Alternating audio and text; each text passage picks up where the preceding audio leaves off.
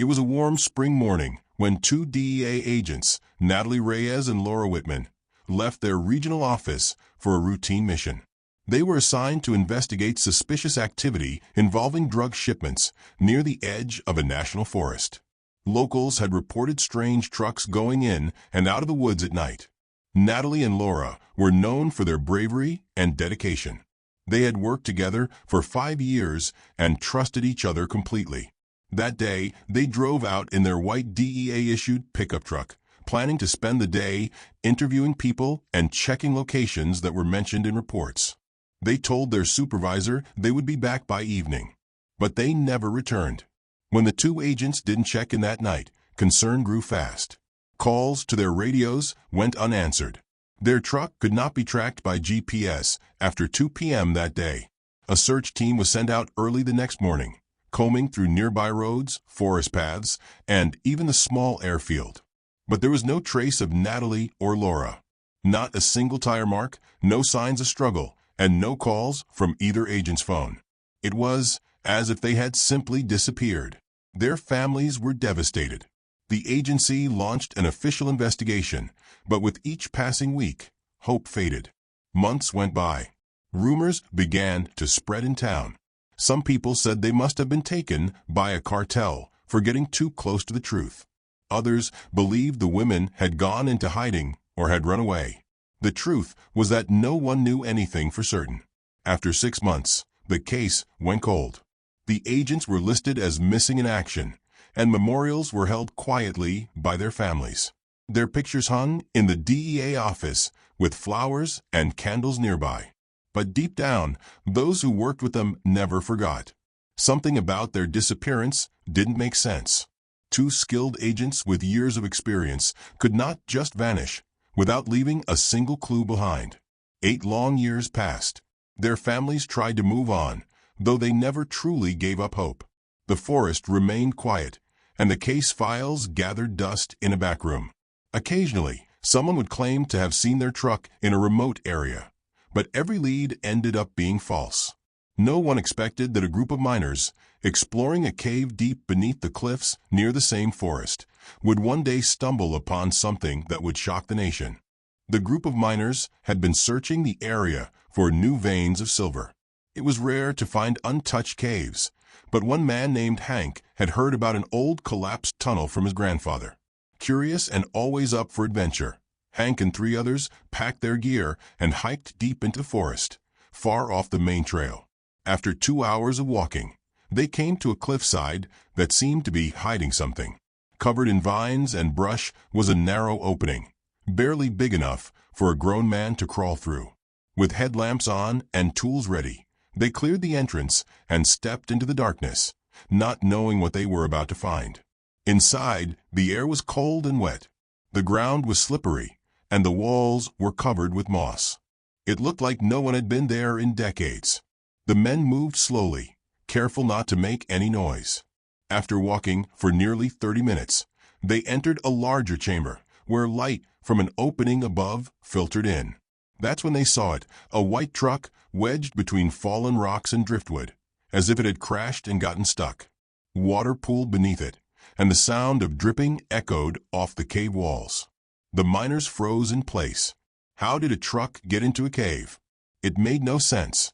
They slowly approached the vehicle. It was dirty, the paint chipped from years of wear. One of the miners climbed up and wiped away the grime on the window.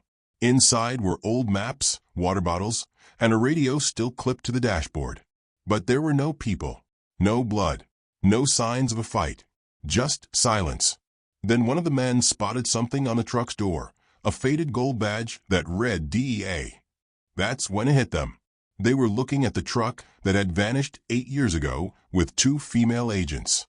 The same truck that no one could find, even after weeks of searching. The miners backed away, realizing they had just uncovered the key to a mystery that had haunted the area for years. They rushed out of the cave and called the local authorities. Within hours, the place was swarming with officers, news reporters, and crime scene investigators.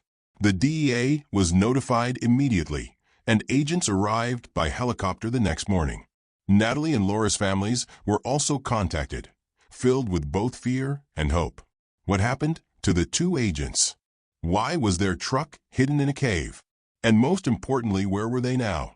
The cave was sealed off as experts began carefully examining every inch. Forensics teams took samples of the dirt, analyzed tire marks, and searched the surrounding area for signs of human remains or clues. The truck was lifted out using special equipment and brought to a secure location. Inside the truck, personal belongings of Natalie and Laura were found: badges, notebooks, and a half-used bag of trail mix. The seats were pushed forward as if someone had been trying to squeeze through quickly. One disturbing find was a smashed radio, its wires cut. The GPS system had also been removed. It was clear that someone didn't want the agents to be found. Near the back of the cave, behind a pile of large rocks, a small hidden tunnel was discovered. It was too narrow to walk through upright. Investigators believed that whoever had brought the truck here may have used the tunnel as a hideout or escape route. Dogs were brought in to track scents, and although faint, one of them led officers to a higher path in the cliffs above. There, buried under leaves and branches, they found two badly decomposed sets of shoes, some bone fragments, and pieces of what looked like old jackets. Dental records and DNA testing later confirmed that the remains belonged to Natalie and Laura. The news hit the DEA office like a wave. Tears were shed as agents held a memorial for the two women. The mystery of their fate had finally been solved, but many questions remained.